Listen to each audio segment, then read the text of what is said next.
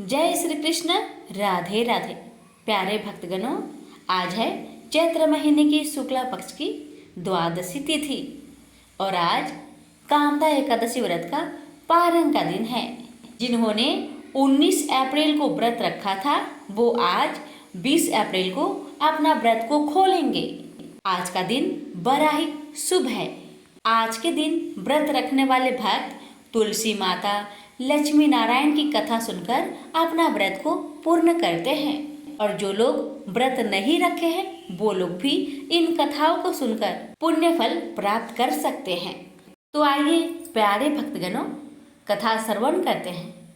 जो भी भक्त इन कथाओं को बड़े ही श्रद्धा से ध्यान लगाकर श्रवण करता है उसकी सभी मनोकामनाएं शीघ्र ही पूर्ण हो जाती है। कथा इस प्रकार है। प्रेम से बोलिए लक्ष्मी नारायण की जय। एक बार भगवान नारायण लक्ष्मी जी से बोले, लोगों में कितनी भक्ति बढ़ गई है, सब नारायण नारायण कहते हैं। तो लक्ष्मी जी बोली, आपको पाने के लिए नहीं, मेरे को पाने के लिए भक्ति बढ़ गई है। तो भगवान बोले, लोग लक्ष्मी लक्ष्मी ऐसा जब थोड़ी ना करते हैं। तो माता लक्ष्मी बोली कि विश्वास ना हो तो परीक्षा हो जाए। भगवान नारायण एक गांव में ब्राह्मण का रूप लेकर गए। एक घर का दरवाजा खटखटाया। घर के यजमान ने दरवाजा खोलकर पूछा, कहाँ के हैं आप? तो भगवान बोले, हम तुम्हारे नगर में भगवान का कथा कीर्तन करना चाहते हैं। यजमान बोला, ठीक है महाराज, जब तक कथा होगी आप मेरे घर में रहना।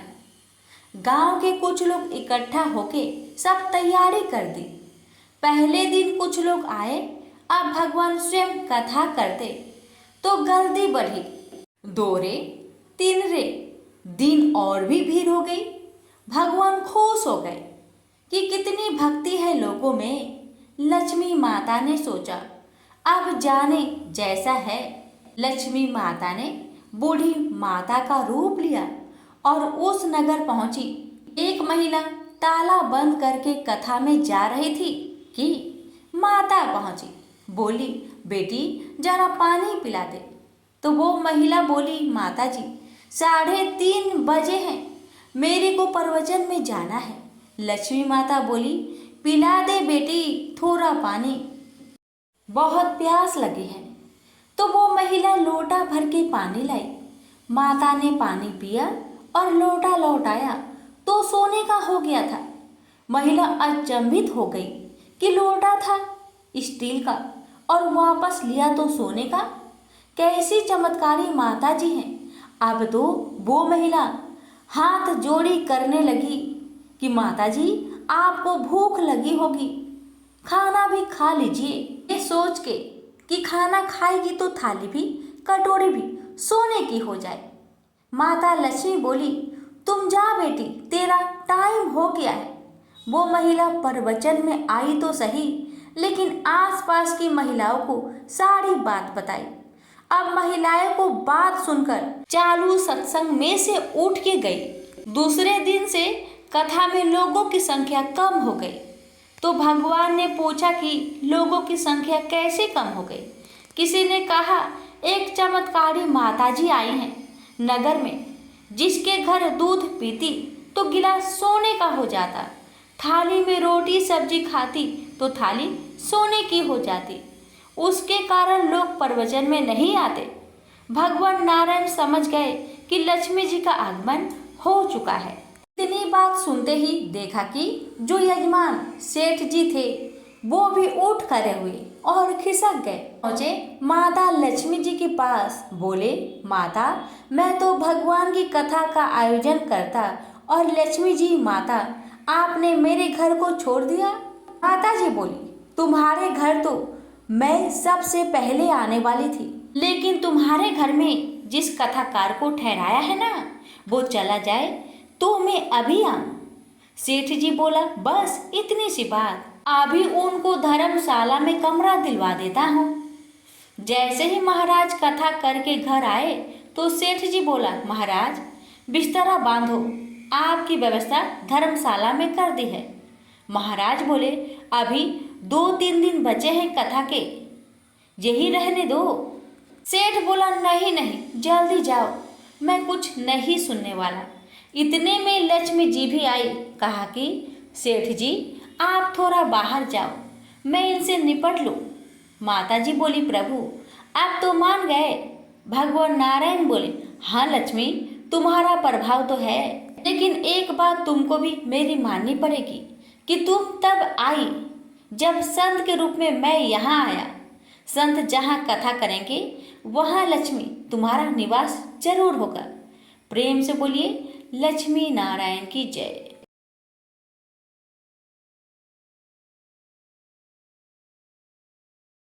आज के वीडियो में मैं आप सभी को सुनाने जा रही हूँ माँ तुलसी की कहानी। कहते हैं कि अगर दिल से प्रेम पूर्वक इनकी कथा का श्रवण किया जाए तो सारी दुख तकलीफ समाप्त हो जाती है। हिंदू धार्मिक मान्यताओं के अनुसार तुलसी के पौधे में धन की देवी माँ लक्ष्मी का वास होता है।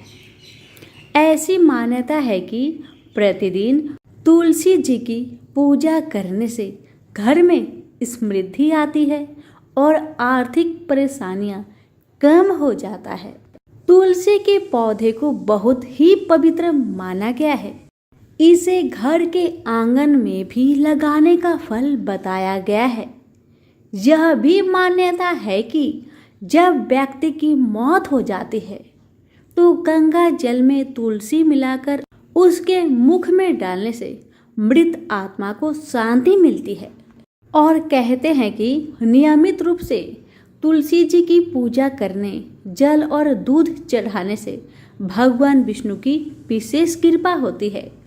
कई परेशानियां खत्म हो जाती है। ज्योतिष के अनुसार घर में शांति का वास होने के साथ आर्थिक मजबूती भी आती है। ज्योतिष के अनुसार तुलसी के पौधे को कभी दक्षिण दिशा में नहीं लगाना चाहिए। एकादशी के दिन छोड़कर अन्य दिनों में जल जरूर अर्पित करें। अब सुनिए कथा को पूरा अवश्य सुने। स्वर्णी मुनि की पुत्री तुलसी अपूर्व सुंदर थी। उसकी इच्छा थी कि उनका विवाह भगवान नारायण के साथ हो। इसके लिए उन्होंने नारायण पर्वत की घाटी में स्थित बद्रीवन में घोर तपस्या की। दीर्घ काल तक तपस्या के उपरांत ब्रह्मा जी ने प्रसन्न होकर दर्शन दिए और वर मांगने को कहा। तब तुलसी जी ने कहा, हे सृष्टि के कर्ता ब्रह्मदेव, आप तो अंतर्यामी हैं, आपसे क्या छुपा है। सबकी मन की बात आप जानते हैं, फिर भी मैं अपनी इच्छा आपको बताती हूँ। मैं चाहती हूँ कि भगवान श्री हरि मुझे पति रूप में मिले। तुलसी की बातें सुन ब्रह्मदेव ने कहा, तुम्हारा अभीष्ट तुम्हें अवश्य मिलेगा। आपने पूर्व जन्म में किसी अपराध के कारण तुम्हें श्राप मिला है। इसी प्रकार भगवान श्री नारायण के एक पार्षद को भी दानव कुल में जन्म लेने का श्राप मिला है। दानव कुल में जन्म लेने के बाद भी उसमें नारायण का अंश विद्यमान रहेगा। इसलिए इस जन्म में पूर्व जन्म के पाप के शमन के लिए संपूर्ण नारायण तो नहीं, नारायण के अंश से युक्त दानव कुल में जन्मे उस श्रापग्रस्त पार्षद से तुम्हारा विवाह होगा। श्राप मुक्त होने पर भगवान श्री नारायण सदा सर्वदा के लिए तुम्हारे पति हो जाएंगे। तुलसी ने ब्रह्मा जी के इस वर को स्वीकार किया, क्योंकि मानव कुल में जन्म के कारण उसे मायावी भोग तो भोगना ही था। तुलसी बद्री वन में रहने लगी। नारायण का वह पार्षद दानव कुल में शंखचूड़ के नाम से पैदा हुआ था। कुछ दिनों के बाद वह भ्रमण करता हुआ बद्री वन में आया, जहाँ तुलसी रहा करती थी। वहाँ तुलसी को देखते ही उस पर मुग्ध हो गया। तुलसी के सामने उसने अपने साथ विवाह करने का प्रस्ताव रखा। इतने में ही वहाँ ब्रह्मा जी भी आ गए और उन्होंने तुलसी से कहा, तुलसी, शंखचूड़ को देखो, कैसा देवोपम इसका स्वरूप है। दानव कुल में जन्म लेने के बाद भी लगता है जैसे इसके शरीर में नारायण का वास हो। तुम प्रस्ताव को स्वीकार कर लो। तुलसी को भी लगा कि उसकी तपस्या पूर्ण हुई है, उसे इच्छित फल मिला है। शंखचूड़ के साथ उसका गंधर्व विवाह हो गया और वह शंखचूड़ के साथ उसके महल में पत्नी बनकर आ गई।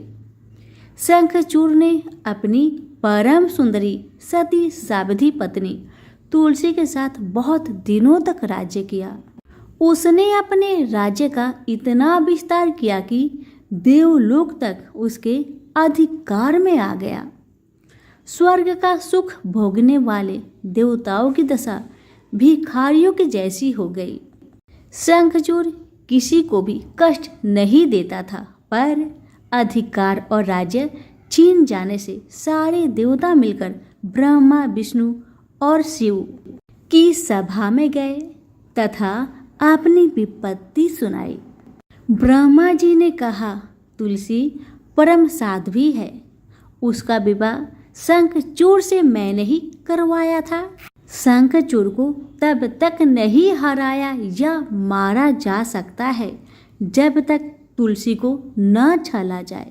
विष्णु जी ने कहा, शंखचूड़ पूर्व जन्म में मेरा पार्षद था। श्राप के कारण उसे दैत्य कुल में जन्म लेना पड़ा। इस जन्म में भी मेरा अंश उसमें व्याप्त है। साथ ही तुलसी के पतिव्रत धर्म से वह अजय है। फिर देवताओं की सम्मति से भगवान शिव ने शंखचूड़ के पास संदेश भेजा कि या तो वह देवताओं का राज्य लौटा दे या फिर उनसे युद्ध करे। शंखचूड़ भगवान शंकर के पास पहुंचा। उसने कहा, देवादिदेव, आपके लिए देवताओं का पक्ष लेना उचित नहीं है। राज्य बढ़ाना हर राजा का कर्तव्य है। मैं किसी को दुखी नहीं कर रहा हूँ। देवताओं से कहिए वे मेरी प्रजा होकर रहे। मैंने आपका भी कोई उपकार नहीं किया है और हमारा आपका युद्ध शोभा नहीं देता। अगर आप हार गए तो बड़ी लज्जा की बात होगी। मैं हार गया तो आपकी कीर्ति बहुत अधिक नहीं बढ़ेगी। शंखचूड़ की बातें सुन भगवान शंकर हंसने लगे। भगवान तो सब रहस्य समझते थे। तुलसी और शंखचूड़ के पूर्व जन्म की श्राप की अवधि लगभग पूरी हो चुकी थी। भगवान बोले, इसमें कृति और लज्जा की बात नहीं। तुम देवों के राज्य लौटाकर उन्हें उनके पद पर प्रतिष्ठित होने दो। युद्ध से बचने का यही एक उपाय है। शंखचूड़ ने कहा, मैंने युद्ध के बल से देवलोक जीता है। कोई उसे युद्ध के द्वारा ही वापस ले सकता है। यह मेरा अंतिम उत्तर है। मैं जा रहा हूँ। ऐसा कहकर शंखचूड़ चला गया। उसने अपनी पत्नी तुलसी को सारी बात बताई और कहा, कर्म भोग सब काल सूत्र में बंधा है। जीवन में हर्ष, शोक, भय, सुख, दुख, मंगल, अमंगल काल के अधीन है। हम तो केवल निमित्त है। संभव है भगवान शिव दोनों का पक्ष लेकर मुझसे युद्ध करे। तुम चिंता मत करना, तुम्हारी सती तेज मेरी रक्षा करेगी। दूसरे दिन भगवान शंकर ने नेतृत्व में देवताओं ने युद्ध छेड़ दिया।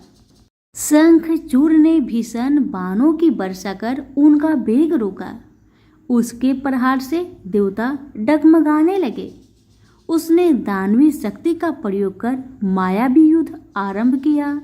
युद्ध स्थल पर दानव शंखचूड़ किसी को दिखाई नहीं देता था, पर उसका अस्त्र शस्त्र देवताओं पर प्रहार कर देवताओं को घायल कर रहा था। अब देवतागण अपना अस्त्र शस्त्र चलाए तो किस पर चलाए, और कैसे चलाए, क्योंकि कोई शत्रु सामने था ही नहीं। कई दिनों तक इस तरह भयंकर युद्ध चला। शंखचूड़ पराजित नहीं हुआ। तब भगवान शिव ने विष्णु जी से कहा, विष्णु कुछ उपाय करिए, अन्यथा मेरा तो सारा यश मिट्टी में मिल जाएगा। तब श्री हरि विष्णु ने सोचे, बल से तो शंखचूड़ को हराया नहीं जा सकता, इसलिए छल का सहारा लेना होगा। उन्होंने तुरंत अपना स्वरूप शंखचूड़ जैसा बनाया और वस्त्र शस्त्र से सज्जित हो तुलसी के पास आए और बोले, प्रिय, मैं युद्ध में जीत गया।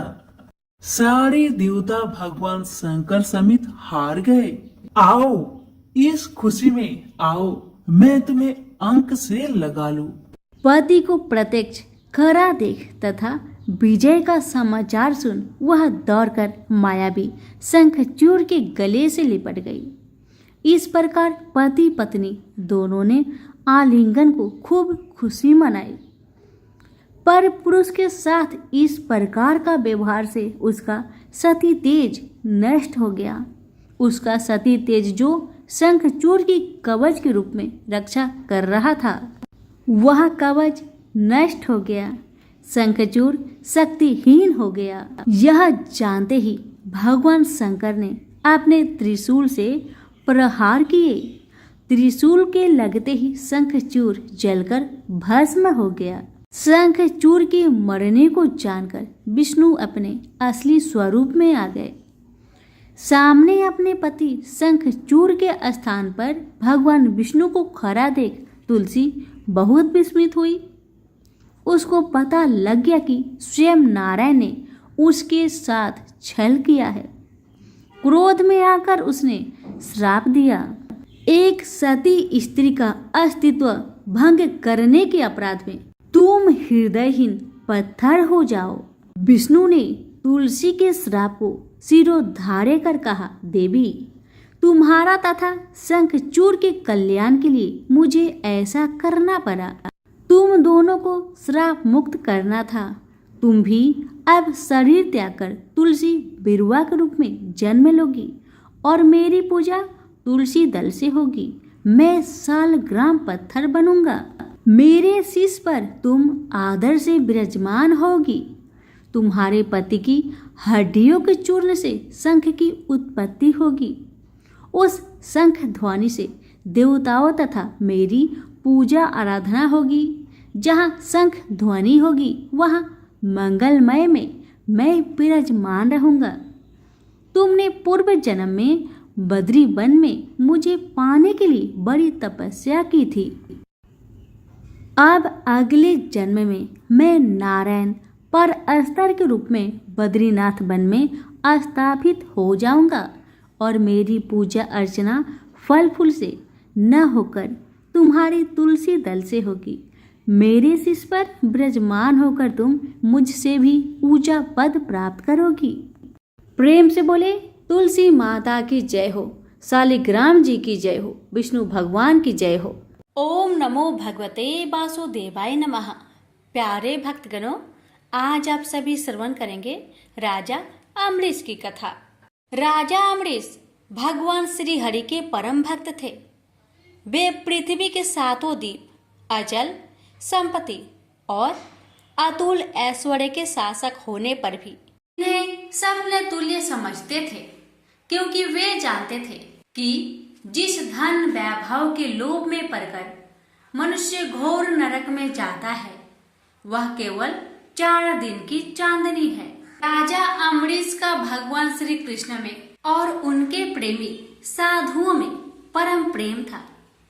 उन्होंने अपने मन को श्री कृष्ण के चरणों में, वाणी को भगवान के गुणों का गान करने में, हाथों को श्री हरि के मंदिर मार्जन में और अपने कानों को भगवान की मंगलमयी कथा के श्रवण में लगा रखा था। उन्होंने अपने नेत्रों को श्री हरि के विग्रह व मंदिरों के दर्शन में, नासिका को उनके चरण कमलों पर चढ़ी श्रीमती तुलसी की दिव्य गंध में और जीवा को भगवान के प्रति अर्पित नैवेद्य प्रसाद में संलग्न कर दिया था। राजा अम्बरीश के पैर भगवान के क्षेत्र आदि की पैदल यात्रा करने में ही लगे रहते और वे सिर से भगवान श्री कृष्ण के चरण कमलों की वंदना किया करते थे। इस प्रकार उन्होंने अपने सारे कर्म यज्ञ पुरुष इंद्रियातीत भगवान के प्रति उन्हें सर्वोत्तम एवं सर्वरूप समझकर समर्पित कर दिए थे और भागवत भक्त ब्राह्मणों की आज्ञा अनुसार वे इस पृथ्वी का शासक करते थे। उन्होंने बड़ी बड़ी दक्षिणा वाले अनेकों अश्वमेध यज्ञ करके यज्ञाधिपति भगवान की आराधना की थी। उनकी प्रजा महात्माओं के द्वारा गाए हुए भगवान के उत्तम चरित्रों का बहुत सम्मान करती, किसी समय बड़े प्रेम से श्रवण करती और किसी समय उनका गान करती। इस प्रकार उनके राज्य के मनुष्य देवताओं के अत्यंत प्यारे स्वर्ग की भी इच्छा नहीं करते। राजा अम्बरीश की अनन्य प्रेममयी भक्ति से प्रसन्न होकर भगवान ने उनकी रक्षा के लिए सुदर्शन चक्र को नियुक्त कर दिया था, जो विरोधियों को भयभीत करने वाला एवं भगवान भक्तों की रक्षा करने वाला है। एक बार उन्होंने अपनी पत्नी के साथ भगवान श्री कृष्ण की आराधना करने के लिए 1 वर्ष तक द्वादशी प्रधान एकादशी व्रत करने का नियम ग्रहण किया। उन्होंने 3 रात का उपवास किया और एक दिन यमुना जी में स्नान करके भगवान श्री कृष्ण की पूजा की। तत्पश्चात पहले ब्राह्मणों को स्वादिष्ट और अत्यंत गुणकारी भोजन कराकर उन लोगों के घर 60 करोड़ गौएं सुसज्जित करके भेज दी। जब ब्राह्मणों को सब कुछ मिल चुका तब राजा ने उन लोगों से आज्ञा लेकर व्रत का पारण करने की तैयारी की। उसी समय श्राप और वरदान देने में समर्थ स्वयं दुर्वासा जी भी उनके यहाँ अतिथि रूप में पधारे।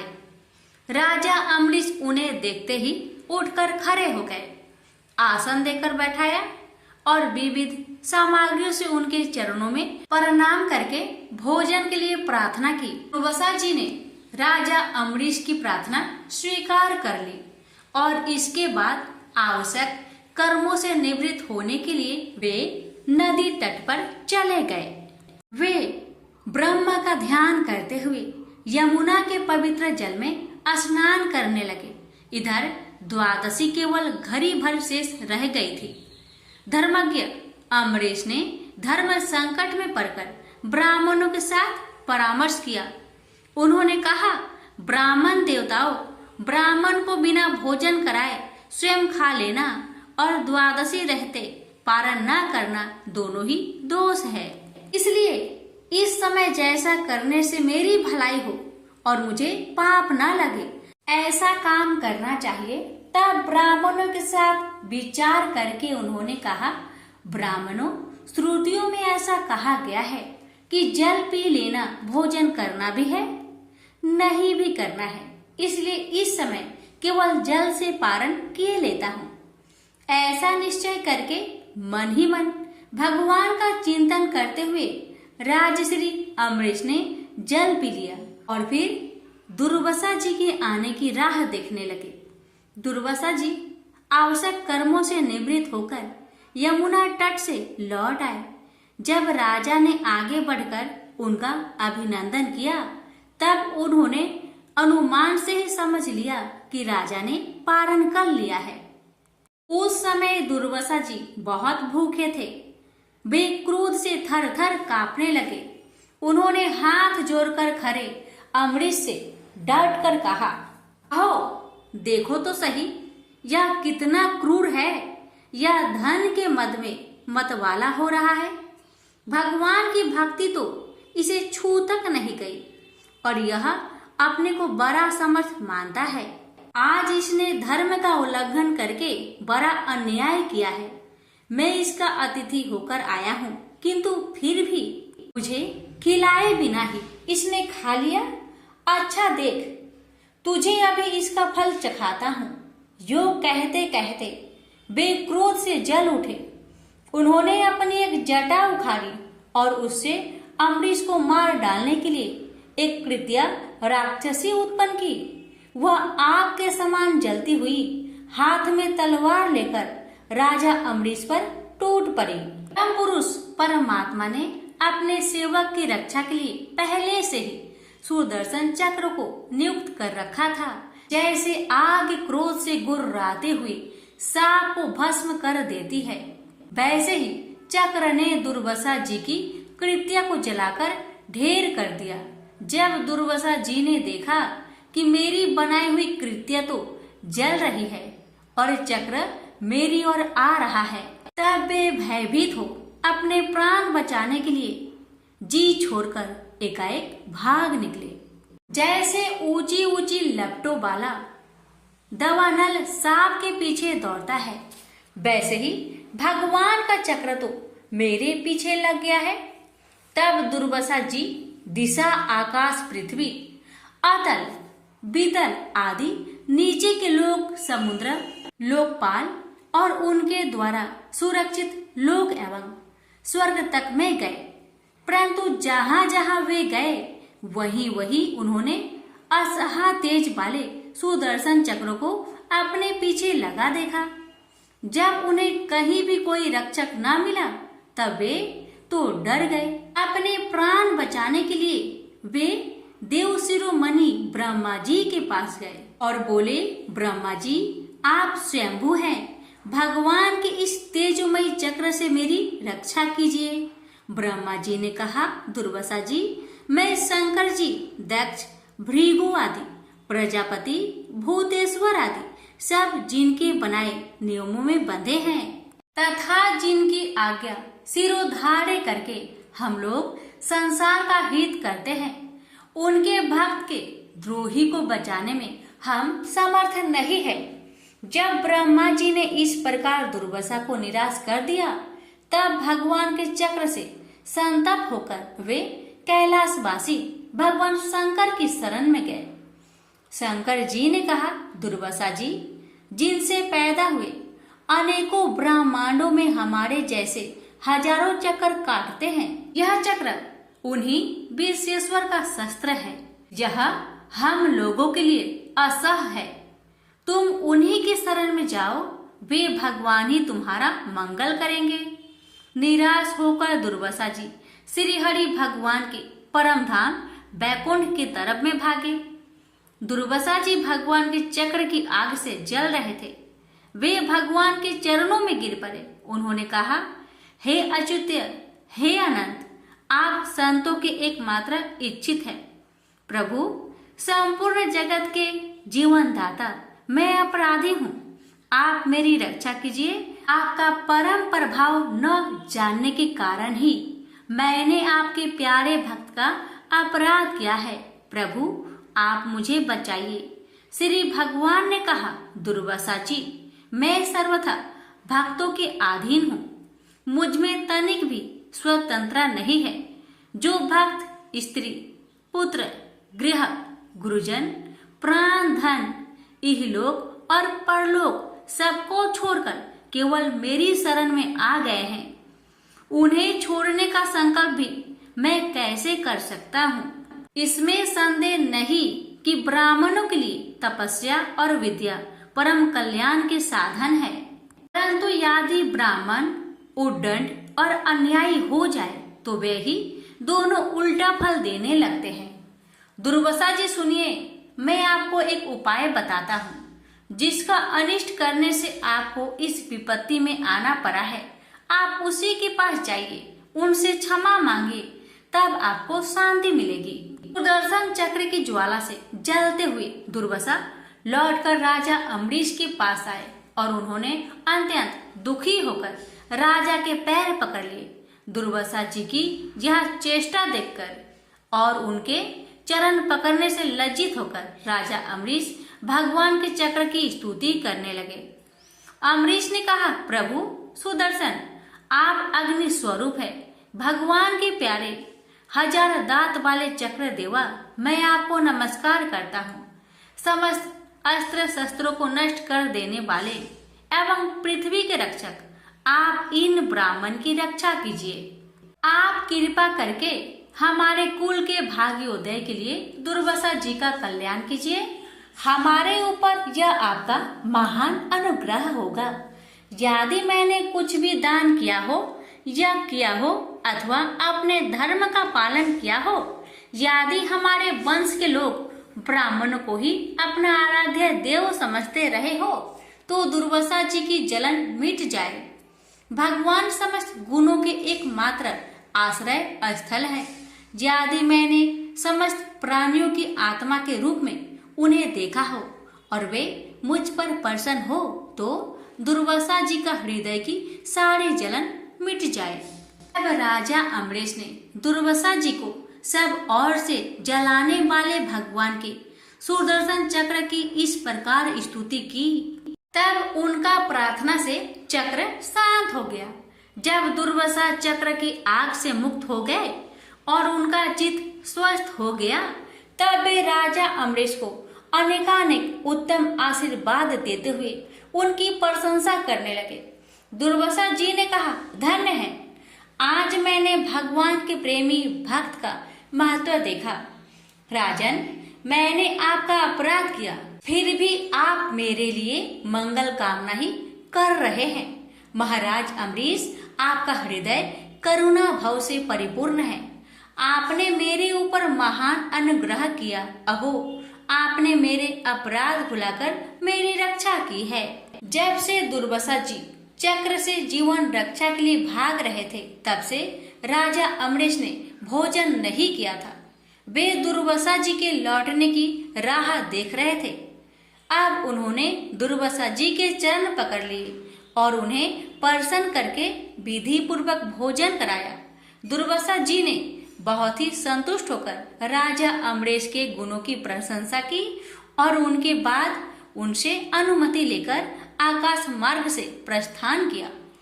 जब सुदर्शन चक्र से भयभीत होकर दुर्वासा जी भाग रहे थे, तब से लेकर उनके लौटने तक 1 वर्ष का समय बीत गया था। इतने दिनों तक राजा अम्बरीश उनके दर्शन की आकांक्षा से केवल जल पीकर रहे। दुर्वासा जी के जाने के बाद उनके भोजन से बचे हुए अत्यंत पवित्र अन्न को राजा ने सपरिवार ग्रहण किया। कुछ वर्ष बीतने पर राजा अम्बरीश ने अपने ही समान भक्त पुत्र पर राज्य का भार छोड़ दिया और स्वयं वन में चले गए। वहां वे बड़ी दृढ़ता के साथ आत्म स्वरूप भगवान में अपना मन लगाकर गुणों के प्रवाह रूपी संसार से मुक्त हो गए। प्रेम से बोलिए लक्ष्मी नारायण की जय।